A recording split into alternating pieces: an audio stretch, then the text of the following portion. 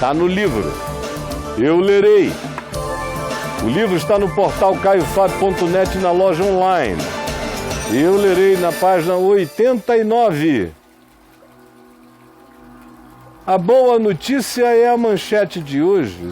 Hoje, se ouvirdes a sua voz, não endureçais os vossos corações. Hebreus 4, 7.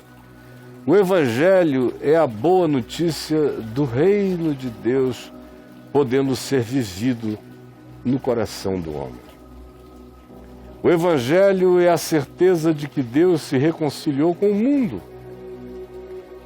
em Cristo e que agora os homens podem se desamedrontar, pois foi destruído aquele que tem o poder da morte, a saber, o diabo, bem como foram libertos aqueles que estavam sujeitos à escravidão do medo da morte por toda a vida, conforme esclarece o autor da carta aos Hebreus, no capítulo 2, versos 14 e 15.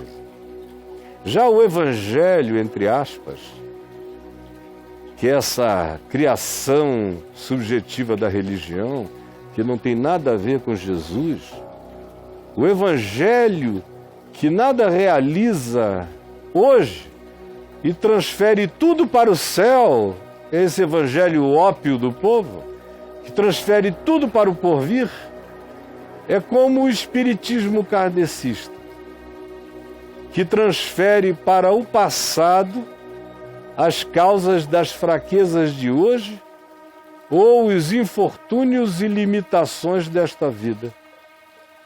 No espiritismo, tudo é baseado no passado. Nesse falso evangelho, tudo é baseado no porvir. No espiritismo, tudo é baseado no passado, em um passado que se teria vivido, mesmo que dele não se tenha nenhuma memória. E o evangelho, entre aspas, sem vida e sem boa nova para hoje, alimenta a sua existência nas recompensas do céu em contraposição às desgraças da terra, produzindo não esperança, mas conformismo e alienação. Ora, conquanto o Evangelho carregue a promessa da glória de Deus, como já foi explanado introdutoriamente por mim, que é a razão de nossa esperança, se contudo tal Evangelho não fizer bem à vida hoje, ele não é nada. E muito menos é a boa nova. No kardecismo, a esperança de hoje é buscar existir num estado de caridade humana e de busca de conhecimentos acerca dos modos de se promover o desenvolvimento espiritual, entre aspas. Já no Evangelho, entre aspas, que é essa construção da religião que não tem Cristo, não tem graça, já no Evangelho, entre aspas, sem boa nova, para hoje, portanto, o que se diz é que a garantia de salvação é a fidelidade à frequência à igreja, à agremiação. Isso se a pessoa se segurar e não fizer nada muito errado. Pois se fizer, ainda que Deus o perdoe, os discípulos desse falso evangelho, desse evangelho sem boa nova, haverão de se tornar o próprio cumprimento da lei do karma, pois não perdoam ninguém que depois de iniciado erre de modo verificável. Assim, nesse caso, não se paga por erros de uma existência passada, no caso do evangelho sem evangelho. Não, mas de qualquer que seja o passado da presente existência. Por isso, se a pessoa cometer o erro depois do batismo, ou seja, depois de ser membro da igreja, o perdão é muito mais difícil.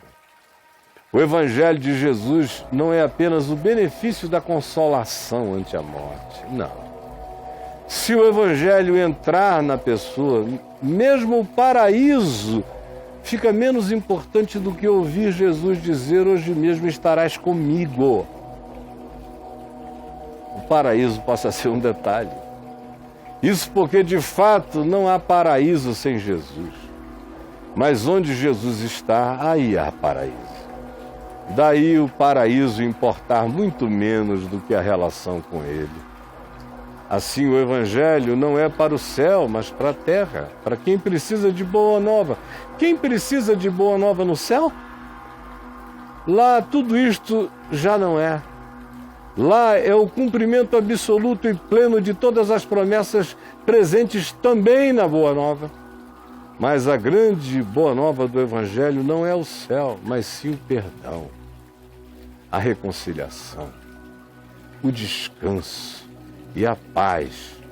Hoje, usufruindo plenamente da presença da eternidade hoje em mim, porque Jesus disse: tu estarás comigo.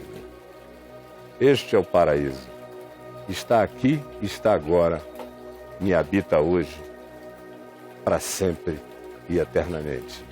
Amém. Está no livro. E o livro está no portal caiofabio.net, na loja online. Vá lá e pegue o seu grau de prova.